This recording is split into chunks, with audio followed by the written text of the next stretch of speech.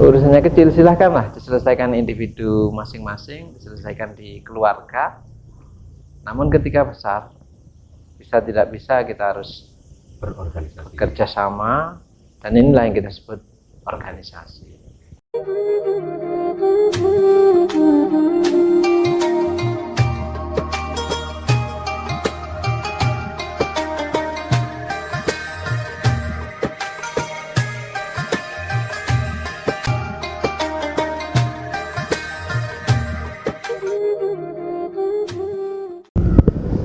Assalamualaikum warahmatullahi wabarakatuh. Bismillahi walhamdulillah, wassalatu wassalamu ala sayyidina rasulillah Muhammad ibn Abdillah wa ala alihi wa sahbihi wa mawalah, amma ba'du. Hadratal muhtaramin, para alim yang kami taati, warga Nahdiyin Nahdiyah, pemirsa NU TV Duren yang kami hormati,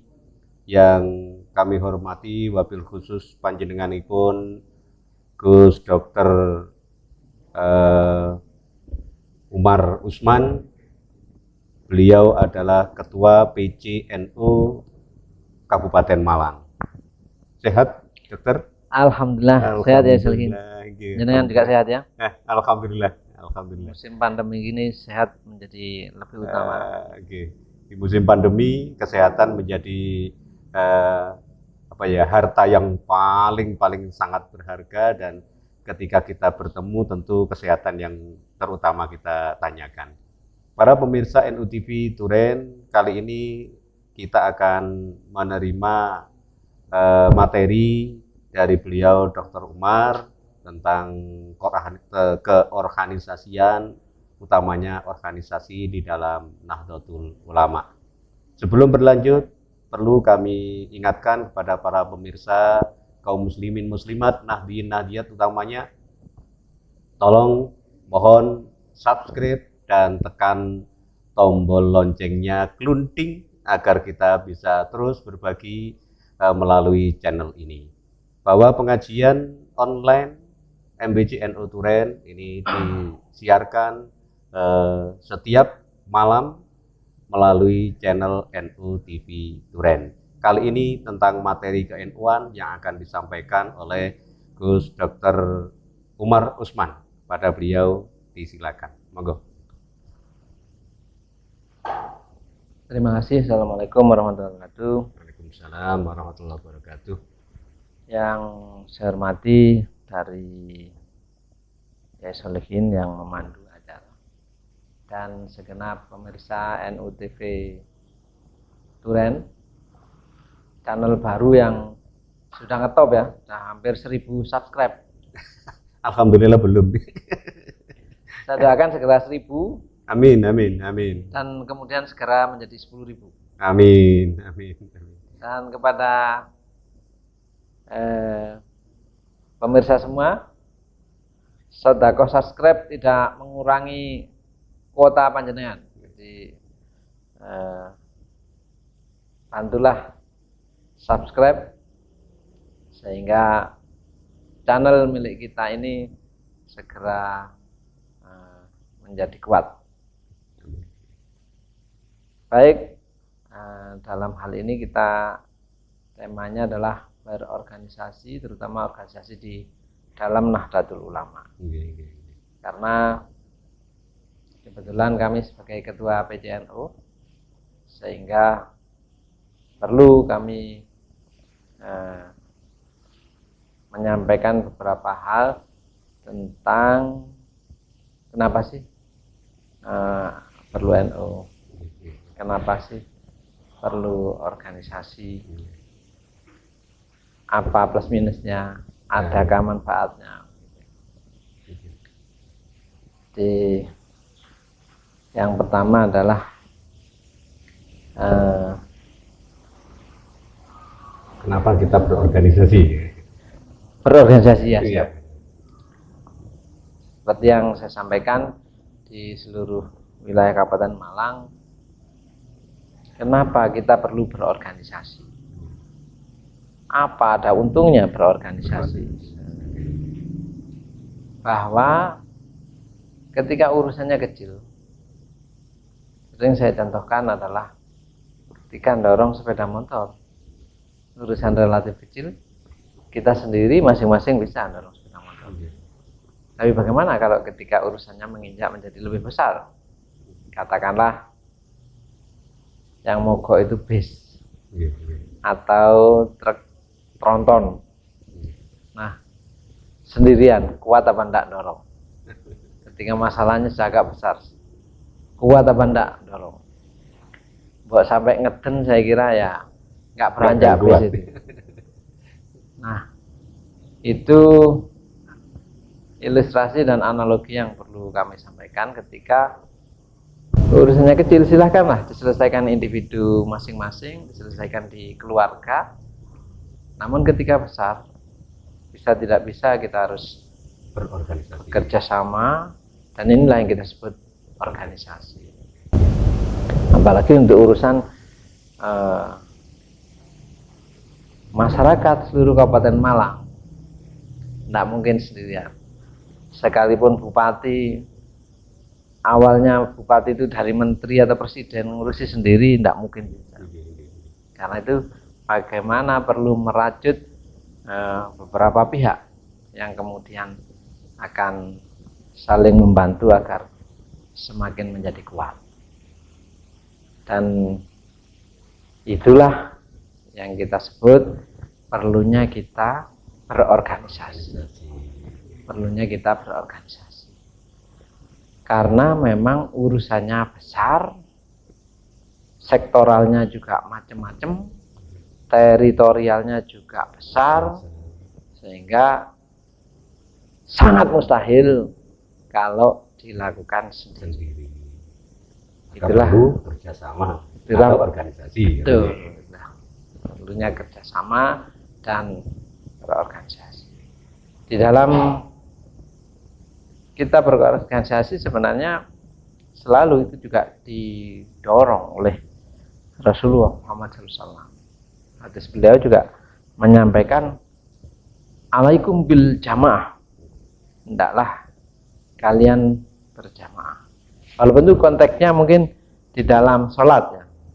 Ketika sholat, hendaklah berjamaah. Ketika ada jamaah kemudian salah satu itu memisahkan diri, sampaikan sama Rasulullah, itu mungkin digoda oleh setan. Maka kalau ada jamaah bersama-sama Nahdlatul Ulama, jangan sampai memisahkan diri. Siapa tahu yang memisahkan diri ini adalah digoda oleh setan. Ilustrasi saya begitu. Apalagi ketika kita berjamaah dalam sholat ada janji mencapai mendapat pahala 27 derajat di dalam jamaah pasti membawa beberapa barokah, beberapa manfaat. Dan di dalam Al-Quran juga disampaikan, wa ta'awanu 'alal birri wa taqwa wa la ta'awanu 'alal ismi wal udwan. Wa taqwa wa wa sadidul iqab. Dan bertolong-menolonglah dalam hal kebaikan dan takwa, dan jangan bertolong-menolong dalam hal keburukan dan kerusakan. Bertakwalah kepada Allah, Allah sungguh pedih siksanya. Nah, dalam hal-hal kebaikan kita diharapkan untuk saling tolong-menolong, saling bantu-membantu. Niscaya urusan yang besar memang kita harus bersatu supaya menjadi ringan, supaya bisa terpecahkan, ada solusi dari suatu permasalahan. Kemudian dalam berorganisasi, kita sebagai warga muslim, utamanya Nahdliyin, kenapa kita berorganisasi itu lebih bagus NU ini? Kenapa ini? Nah, ini yang memang harus kita gelorakan bersama-sama, kita kampanyekan, kita sosialisasikan bahwa pilihan kita di NU itu karena ajaran-ajaran dan Nahdlatul Ulama itu sanadnya jelas. Bahwa kita diajari oleh kiai kita diajari oleh kiai sebelumnya, Terus begitu sampai ke para wali, dan kemudian para wali itu sanadnya juga nyambung pada guru-gurunya para wali sampai para sahabat Rasulullah dan dari sumber Rasulullah itu sendiri. Dan di dalam Nahdlatul Ulama itu misi utamanya adalah mensiarkan Ahlus Sunnah wal Jamaah, ajaran Islam yang memberikan toleransi cukup luas sehingga sifatnya menjadi moderat, mengayomi semuanya, cocok dengan rahmatan lil alam. Islam sebagai rahmatan lil alam. Ini perlu kita sampaikan. Senang kita kalau menyimak ngajinya Gus Bahak itu ya. Itu dalam. Kalau ikut DNU, saya kira tidak mungkin akan terjadi peristiwa bom Makassar, di mana Mabes Polri, di mana niatnya untuk jihad, tapi sepertinya mati konyol itu. Karena kita dengar testimoninya di yang terakhir itu siapa, Aini atau siapa itu, terlihat bahwa pendalamannya terhadap agama masih begitu dangkal. Dan sayangnya kemudian diiming-imingi bahwa jihad itu langsung masuk surga. Kita lihat perinciannya kan disampaikan sejak kapan dia terpengaruh. Sejak dapat suaminya yang ngajak jihad itu. Berapa lama menikah? 3 bulan. Jadi baru 3 bulan dia sudah berani mengorbankan dirinya dan yakin. Tapi setelah diungkap bahwa terlihat bekal keagamaannya dia sangat dangkal, tidak membuka kesempatan tentang bagaimana ajaran-ajaran Islam itu ada sisi-sisi yang mestinya harus dipelajari dengan seksama. Tidak diambil yang keras-kerasnya saja. Nah, ya kalau seperti itu kan bukan salah bunda mengandung. Jadi ketika dia berjihad dengan dasar yang masih sempit begitu, dia ambil sebagai dasar gerakannya. Ya saya kira ya sulit ya kalau katakan itu langkah yang betul. Nah di Nahdlatul Ulama ini guru-guru kita itu belajar agamanya lama, mondok di pesantren itu dengan kitab-kitab kuning yang khas, klasik, dan itu aspek-aspek keagamaan sudah dipelajari semua di sana. Tidak berdasarkan hanya perkembangan sekarang, di Google banyak konten-konten, materi-materi yang bisa diambil, tapi pendalaman dari sisi-sisi ajaran itu tidak didukung dengan pendalaman ilmu yang kuat. Jadi kalau para kiai kita itu karena banyaknya referensi yang dibaca, sehingga dalam memutuskan sebuah hukum itu sangat bijak gitu ya. Betul. Jadi tidak yang apa istilahnya gerusa-gerusu gitu. Ya. Sangat hati-hati. Dicari sisi kanan dan sisi kiri. Sehingga ibarat kita ini baru mengenal gajah, itu sudah secara menyeluruh. Karena kalau baru mengenal gajah ketika memegang telinganya, pasti dibilang gajah itu bagaimana? Tipis, lebar, tipis. Ketika kena belalainya, gimana gajah itu? Bulat panjang. Seperti itu. Tapi kalau seluruh sisi, mulai dari depan ke belakang, dari atas bawah, tengahnya juga dipelajari, akan terlihat gajah secara seksama. Gajah itu bagaimana? Ya hewan yang termasuk ukuran raksasa, dengan ada belalai, telinga yang khas, dan jalannya itu pelan tapi berwibawa. Katakanlah semacam itu. Nah, ketika yang diambil ajaran-ajaran yang keras, yaitu mungkin pada saat di asbabun nuzulnya itu ayat-ayat menerangkan perang memang. Tapi bagaimana sekarang ini kondisi perang apa bukan? Kan begitu. Sehingga memang ajaran-ajaran Nahdlatul Ulama itu perlu disebarluaskan lebih gencar lagi. Sehingga jangan sampai ada saudara-saudara kita yang akhirnya salah ngambil pelajaran itu, dimanfaatkan oleh oknum-oknum tertentu untuk mengikuti ajaran-ajaran tujuan tertentu, sehingga akhirnya Islam tampak menakutkan. Padahal menghina. aslinya Islam itu adalah Rahmatan lil alamin. selamat, menyelamatkan umat manusia, rahmatan lil alamin. Ngapunten Mbak Dokter, kalau kembali ke organisasi tadi, setelah kita berorganisasi di dalam NU, kemudian bagaimana sih seharusnya kita sebagai anggota organisasi NU itu, sikap kita harus bagaimana? Ya, bahwa harus disadari ketika di dalam berorganisasi itu kita bersama-sama. Ada konsensus bersama. Kebersamaan ini menjadi penting. Kita harus mengesampingkan ego-ego kita. Bahwa kita selamanya benar itu harus dikesampingkan. Karena harus disampaikan kepada seluruh anggota di organisasi itu. Saya punya pendapat begini.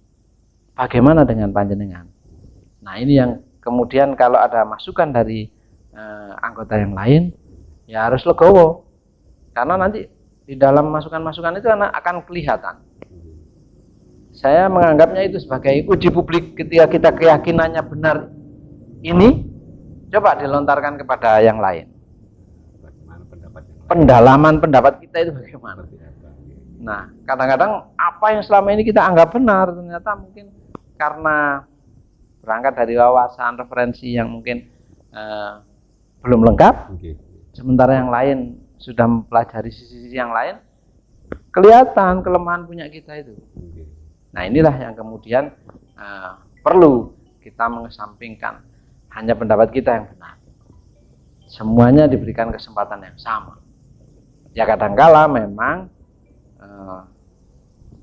dalam hal bersama-sama ini kelihatannya bukan yang terbaik, tapi ini konsensus yang bisa dilaksanakan bersama-sama. Apalagi sekali lagi kalau masalah besar sendirian tidak mungkin gitu. Kecuali kalau masalah keluarga ya monggo lah diselesaikan sendiri. Tapi kalau masalah umat ini perlu bersama-sama. Segala sektoral itu diajak bicara. Segala bidang diajak bicara. Untuk bagaimana kemudian kita juga bisa ngelola teritorial yang kita punya. Kewajiban kita, wilayah kita ini mana? Nah, kalau wilayahnya semakin luas, tentu kita harus mengajak lebih banyak lagi. Kalau wilayahnya hanya RT ya mungkin cukuplah satu RT itu. Tapi bagaimana kalau wilayahnya Kecamatan Turen yang penduduknya nomor 4 se-Kabupaten Malang. Nah, semacam ini tentu harus bersama-sama. Itu mengesampingkan ego. Yang kedua adalah ada rule of the game. Ada tata aturan main yang harus dipatuhi bersama. Ini yang penting di dalam hal berorganisasi. Berikutnya ya silakanlah bergerak sesuai dengan dinamika organisasi. Ada namanya perencanaan, ada namanya pelaksanaan kegiatan, ada namanya monitoring, evaluasi dan lain-lain. Itu banyak teori-teori organisasi yang bisa dijalankan. Bagaimana menetapkan sasaran atau tujuan sebagai sebuah indikator keberhasilan organisasi itu juga penting supaya tidak sekedar jalan gitu. Ada ukuran-ukuran parameter yang harus dicapai, itu harus juga ditetapkan. Nah, dalam hal menetapkan ini silahkan menetapkan sendiri boleh, mengambil referensi boleh, kesepakatan internal kita wikiai enggak usah masalah, apalagi organisasi kita ini organisasi swasta. Organisasi swasta. Rapotnya ya kita sendiri. Jadi ya silahkan, paling kesan lebih baik dari yang dulu itu sudah cukup. Kalau mau moncer lagi kayak MBC Turen ini, evaluasinya sampai las di seluruhnya harus jos ya. Silahkan indikator ditetapkan bersama-sama. Yang tentu karena khusus dan itu sulit dijangkau oleh MBC yang lain, ya itu keistimewaan Turen lah. Alhamdulillah. Semacam pun dokter bisa berlanjut dan istiqomah. ya, saya doakan Turen terus solid, Amin. tidak jumawa dengan keberhasilan ini, Amin. terus pencerahan dan kreasi untuk perkembangan di Turen, saya kira sangat bagus.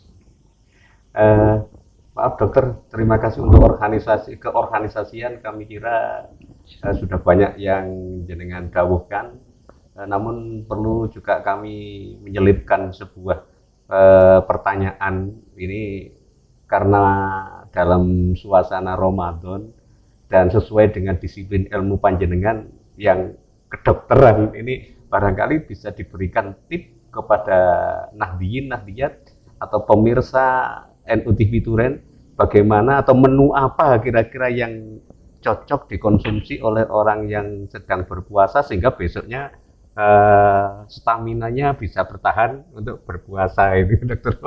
Baik, ya di dalam hal puasa ini kan sebenarnya sesuatu yang teratur tapi berbeda dengan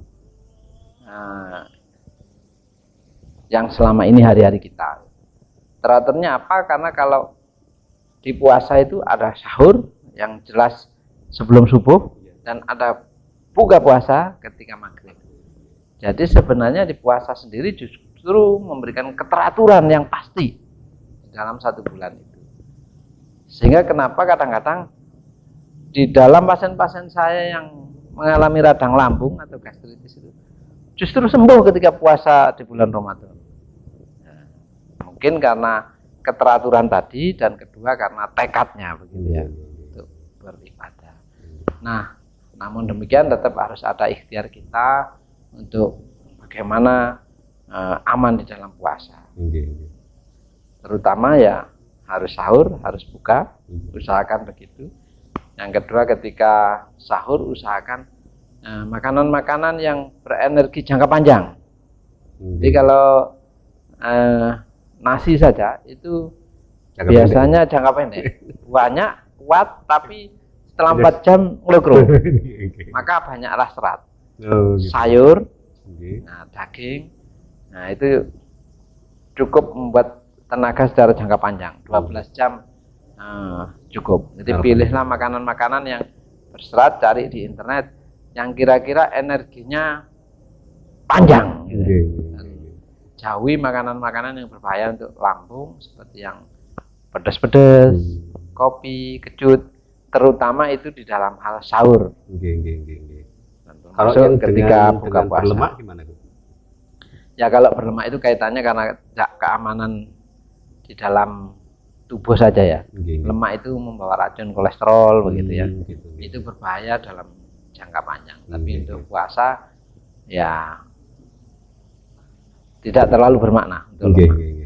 Jadi ya boleh kalau memang mau nambah tenaga dari lemak boleh, tapi secara jangka panjang fisiologis kita akan terganggu akumulasi dari lemak yang banyak kolesterol. Saya kira begitu. Tekad ketika puasa untuk beribadah kepada Allah, manfaatkan keistimewaan puasa, itu kadang-kadang sudah menyembuhkan dari radang lambung itu sendiri. Itu yang luar biasa. Jadi itu sangat sesuai dengan dawuh Kanjeng Nabi, sumu tasihu ya. Oh, siap. Jadi kita berpuasa menyehatkan, akan sehat. Terima kasih Pak Dokter, sudah kurang lebih 30 menit kita siap berada di NU TV Turen. Mudah-mudahan ilmu yang disampaikan ini menjadi ilmu yang manfaat. Barangkali ada kesimpulan akhir yang panjenengan badhe ngendikan. Jadi saya menyampaikan beberapa hal bahwa yakinkan kita semua, panjenengan dan saya, ketika bernaung di Nahdlatul Ulama itu adalah naungan yang betul dan paling betul. Yang berikutnya, kita mengabdikan diri di Nahdlatul Ulama ini dengan menyadari prinsip-prinsip organisasi. Di organisasi kumpul orang banyak, kita berkegiatan hablum minallah dan hablum minannas, kesampingkan ego gitu ya, patuhi beberapa aturan main sehingga banyak pihak itu bisa bersatu saling mendukung sehingga akan semakin kuat, dan tujuan-tujuan besar bisa tidak bisa memang harus dibuat dalam hal berorganisasi. Yang ketiga, kami berharap ya seperti NO TV Turen ini diperbanyak lah. Mungkin NO TV Undaan, NO TV. Artinya memperkuat sosialisasi bahwa ber-NO itu benar, supaya tidak masuk angin, kecolongan. Kita akhirnya ada orang yang baru itu 3 bulan mempelajari beberapa secuil kitab atau secuil ilmu agama, sudah berani mengorbankan diri dengan alasan jihad dan lain-lain itu. Dengan iming-iming surga ya? Dengan iming-iming surga. Itu perlu kita cari nanti di surga itu. Kayaknya enggak ketemu kalau kita masuk surga. Terima kasih Gus Dokter. Ini banyak manfaat yang jenengan dawuhkan. Mudah-mudahan semuanya bisa dicerna dan bisa kita wujudkan, kita implementasikan dalam kehidupan bermasyarakat, utamanya untuk kaum nahdiyin nahdiyat yang berbahagia. Para pemirsa NO TV Turen, demikian yang bisa kami sajikan kali ini pada Gus Dr. Umar Usman. Kami haturkan ribuan terima kasih atas kesempatannya, atas ilmunya. Kepada para pemirsa, jangan lupa subscribe dan tekan tombol loncengnya glunting untuk keberlangsungan NO TV Turen. Kurang lebihnya mohon maaf, yang sebesar-besarnya monggo kita ikuti doa dokter ditutup ini. Monggo. Kita baca Fatihah bersama-sama. Al-Fatihah. A'udzubillahi minasyaitonirrajim. Bismillahirrahmanirrahim. Alhamdulillahirabbil alamin. Ar-Rahmanirrahim. Maliki yaumiddin. Iyyaka na'budu wa iyyaka nasta'in. Bismillahirrahmanirrahim. Allahumma shalli ala sayyidina Muhammad. Amin. Salamatan fiddin wa afatan fil jasad wa ziyadatan fil ilmi wa barakatan fil rizqi wa tawbatan kafaran wa rahmatan indal maut wa maghfiratan ba'dal maut. Amin. Aghfirli wa liwalidayya warhamhuma kama rabbayani shighara. Rabbana zalamna anfusana wa illam taghfir lana wa tarhamna lanakunanna minal khasirin. Rabbana atina fid dunya hasanah wa fil akhirati hasanah wa qina adzabannar.